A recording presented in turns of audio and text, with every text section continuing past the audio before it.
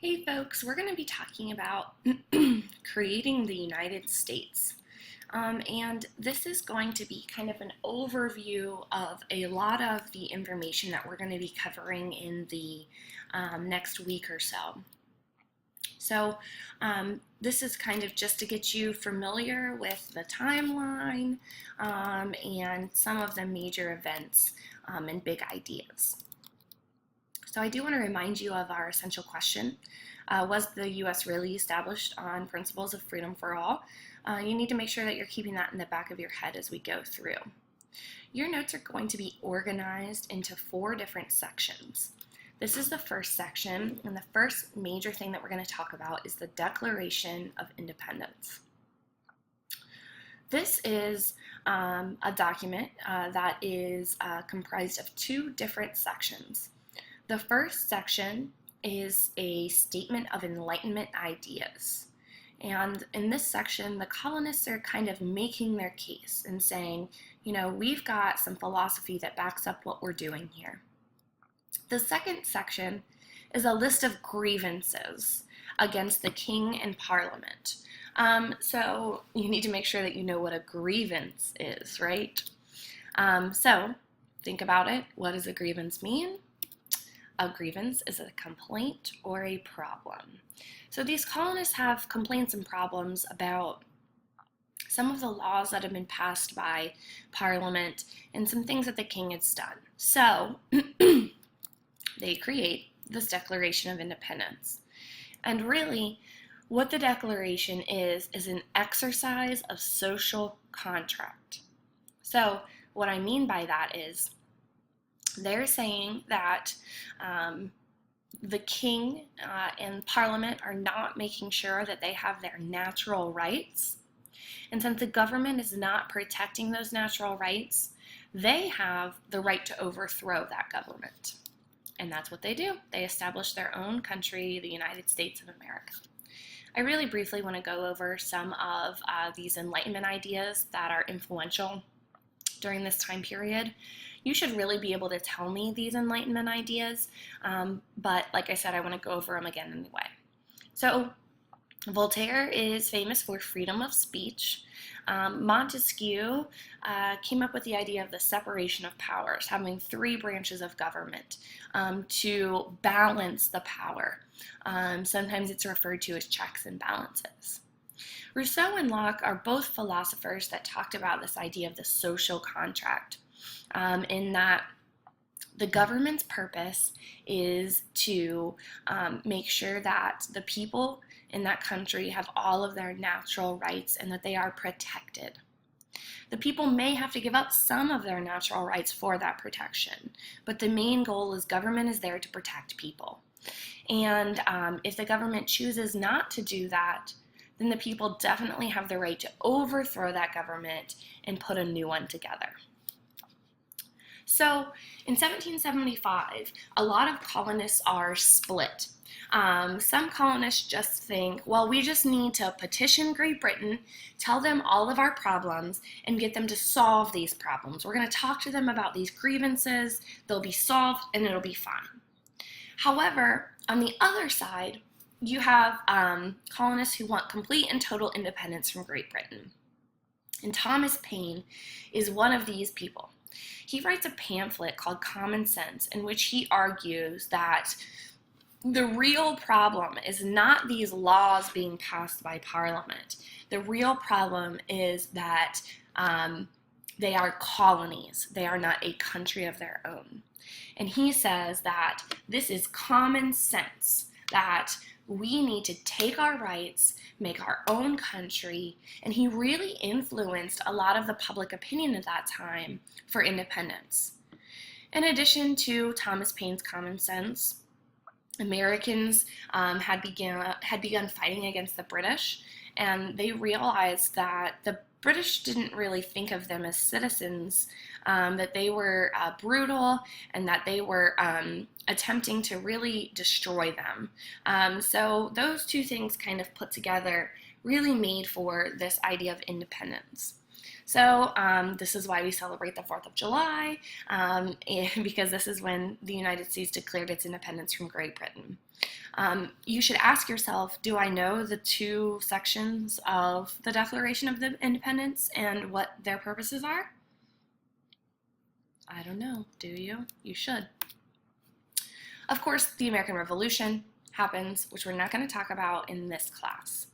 But after the United States declared its independence, the Articles of Confederation are adopted in 1777 by the Continental Congress. What's important for you to know is, number one, this was the first Constitution of the United States, and number two, it was weak and it did not work. We'll come back to that a little bit later. So that brings us to our second section of your notes, the Northwest Ordinance. What you see here is a map of the Northwest Territory, and this territory was previously Great Britain's. However, when they lost the American Revolution, they had to sign the Treaty of Paris, and this treaty gave the colonists all of British land in North America. So the idea behind this Northwest Territory is that eventually this territory would become free and independent states. They would not be colonized. And what's really important to know about this Northwest Territory is the colonists, or the Americans now, were in great debt due to the American Revolution. And with this land, they were able to sell it at public auction to people who wanted to go and live there and make back some of that money and pay some of those soldiers that served in the American Revolution with the money from selling this land. So the Northwest Ordinance in 1787 states a few things, but there's two major kind of important ideas that you need to take from it. The first idea is that it addressed a need for government in this Northwest Territory. There was a process to becoming a state, so this was kind of just an open territory before all of those states were official. So it set up a government there, and it also established precedents, which means just laws or rules for the future government of the United States. You can see in this little thought bubble here, it's like the Bill of Rights and the United States Constitution take some ideas from the Northwest Ordinance.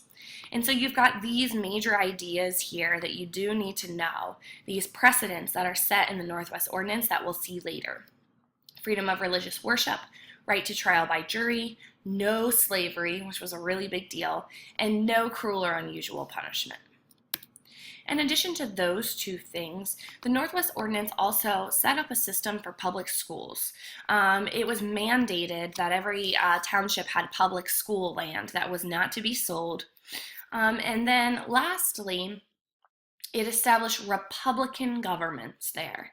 And what I mean by that is democratic governments in which people are represented by certain representatives that make decisions and write laws for them, and that the people really give consent to the government there.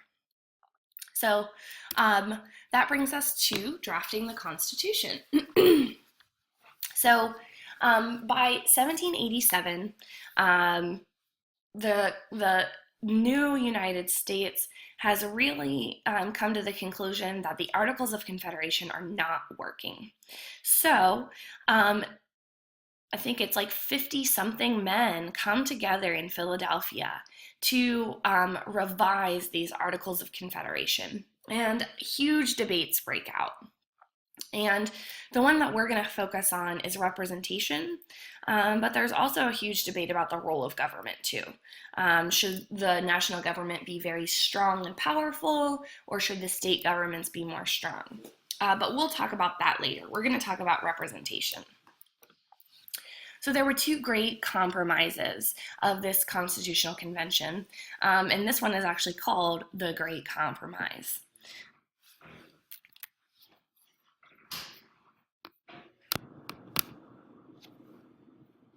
So the first of the constitutional compromises about representation is called the Great Compromise. So at the Constitutional Convention, these men were trying to figure out how would Americans be represented in their government. And the representative from Virginia said that senators, representatives, they should be based on the population of the state. So Virginia is a large state, so of course they're going to agree to that, because that means that the larger states with a bigger population would be more influential.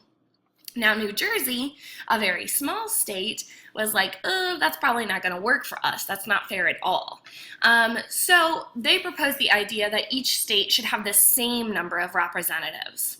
And so the Great Compromise kind of puts both of those ideas together into one and establishes a bicameral legislature, which means that the legislative branch of the United States has two houses of representatives. They're not both called that. You know that we have the Senate and then the House of Representatives. So together this is called the U.S. Congress, and that makes up the legislative branch of our government. And in the Senate, there are 2 senators per state, no matter how large the state is. And in the House of Representatives, there are more representatives for states with larger populations. But what's important to know is that both houses of Congress here have to agree on a bill before it becomes a law. So no law can be created without agreement of these 2 pieces of the Congress. And that was the first, and that's called the Great Compromise. The next constitutional compromise that you should know about is the 3/5 Compromise, and this also has to do with representation. Remember, the southern states are very heavily populated by slaves.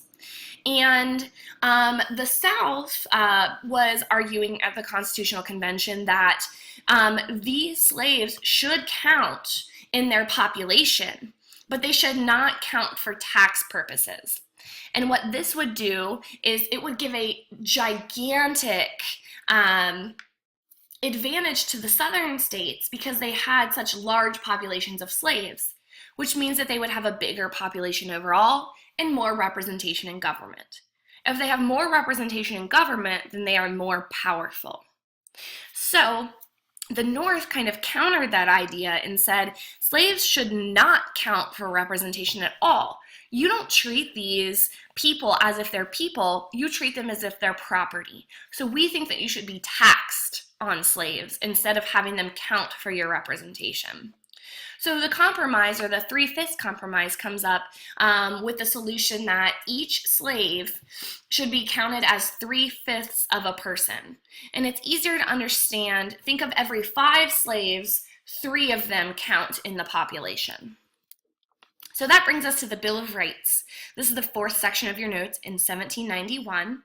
And it's important to know here that the Bill of Rights is influenced by a lot of previous documents. And we're going to link or loop these previous documents into specific categories. The Magna Carta and the English Bill of Rights are previous English laws that influenced the Bill of Rights. Then you've got the next 3, which are all early self-government in America. So we'll say early American government influences. And then lastly, of course, we have Enlightenment ideas. So I just want to talk to you about these English influences. You've got the English Bill of Rights in 1689 and the Magna Carta in 1215, both British documents that assured specific individual rights to the people living under the king. And so what's important for you to know here is that these rights were kind of copied by the Founding Fathers in our Bill of Rights. And I want to clarify here, this gave landowners the right to equal treatment under law. This means due process. So they're allowed to a trial if they're accused of something, and that kind of goes together with this.